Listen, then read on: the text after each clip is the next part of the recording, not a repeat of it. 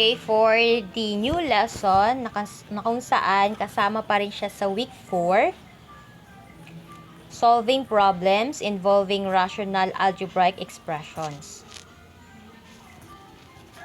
Remember this, that a rational equation is an equation that contains one or more rational expressions. So here are the following steps in solving rational equations. Number 1, eliminate rational expressions in the equation by multiplying both sides of the equation by the LCD. Number 2, solve the equation. And then last, you have to check your solution. So let's start with a work problem. A large pipe can empty a pool in 6 hours and a small pipe can empty the same pool in 9 hours. How long will it take both pipes to empty the pool? So, kailangan kapag nagsosolve kayo ng problems, you have to read and understand what are being asked. And then, identify those given. Okay? So, meron kang large pipe wherein pwede niyang i-empty ang isang pool in 6 hours. At small pipe na kayang i-empty ang parehong pool in 9 hours. At ang tinatanong is, okay, so what if yung dalawang pipes ay parehong naka-open? So, yung step 1 natin, kailangan mag-assign tayo ng variables. So, let T be the number of hours for both pipes to empty the pool. Step 2, we need to construct a table. So, ito, tignan natin. So, yung large pipe, part of the pool emptied in 1 hour, kakaroon ka ng 1/6. Saan galing si 6? Remember sa problem kanina, ang large pipe natin ay kayang i-empty ang isang pool in 6 hours. So, yung T, yun po yung ating representation kanina ng number of hours. So, part of the pool emptied by each pipe is 1/6 T. Yun po yung sa large pipe. Ngayon, para sa small pipe, part of the pool emptied in 1 hour is 1/9. Since yung small pipe can empty the pool, the same pool, in 9 hours, so part of it is 1/9. So again, the T refers to the number of hours na kung saan they can both empty the same pool. Then, part of the pool emptied by each pipe is 1/9 T. So, ito yung ating table. Step 3, draw an equation from the table. So, part of the pool emptied by the large pipe plus part of the pool emptied by the small pipe equals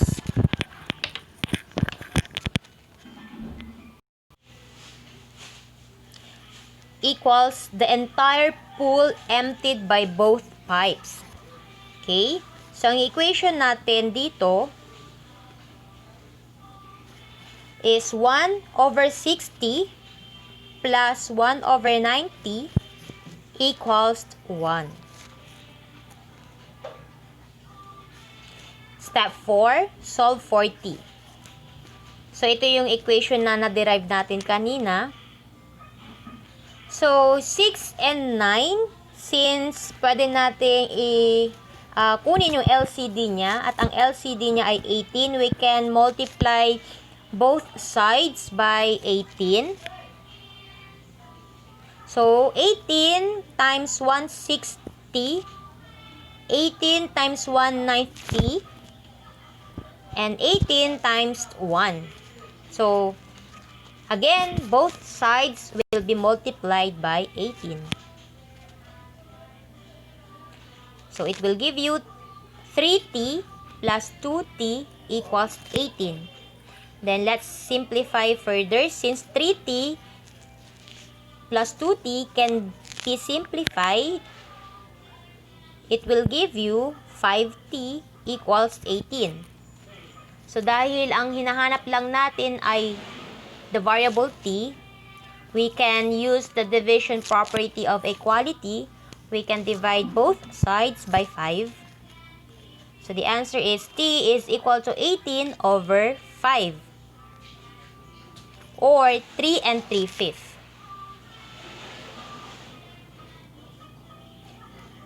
The pool will be emptied in 3 and 3/5 hours when both pipes are open. So, ganun po ang pag-solve ng isang work problem. Okay, let's check. Of course, we need to check our answers. So, 160 plus 190 is equal to 1. So, by substitution, na kung saan yung value ng t na nakuha natin kanina ay 18 over 5, isa-substitute lang natin siya sa equation. So, 16 times 18 over 5. So, yung 18 tsaka 6, pwede natin i-divide. That will give you 3. Same with 18 and 9. That is 2. So, 3/5 plus 2/5 is equal to 1. So, base dyan, we got the correct answer. Ngayon, proceed tayo sa number problem. Find two consecutive integers such that the sum of 1/3 of the first and 1/4 of the second is 9. So, again, kailangan intindihin ang problem, tignan ang mga given, at tignan kung ano yung hinahanap. So, sabi niya, two consecutive integers. Magkasunod na integers. Wherein the sum of 1/3 of the first and 1/4 of the second is 9. So, how can we write the equation?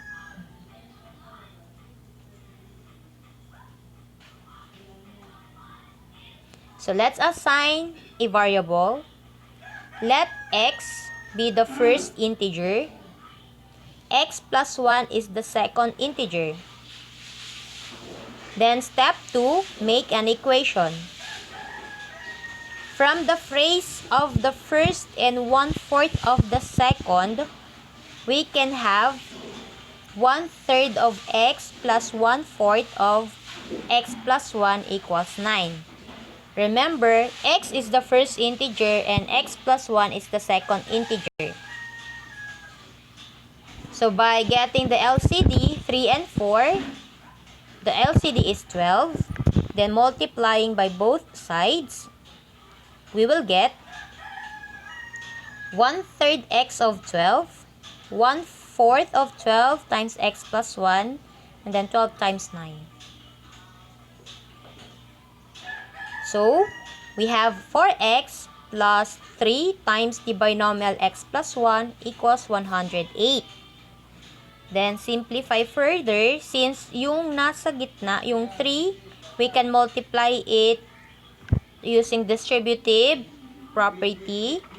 So, we have 4x plus 3x plus 3 equals 108. And then, we can add 4x and 3x. 7x plus 3 equals 108. Then, by addition property of equality, we can add both sides by -3. So, magiging 7x equals 108 minus 3 na lang siya. So, yung 108 minus 3 is 105. By division property of equality, we can divide both sides by 7. So, your x is equal to 15. Ano yung 15? 15 is the first integer. And the second integer is 16.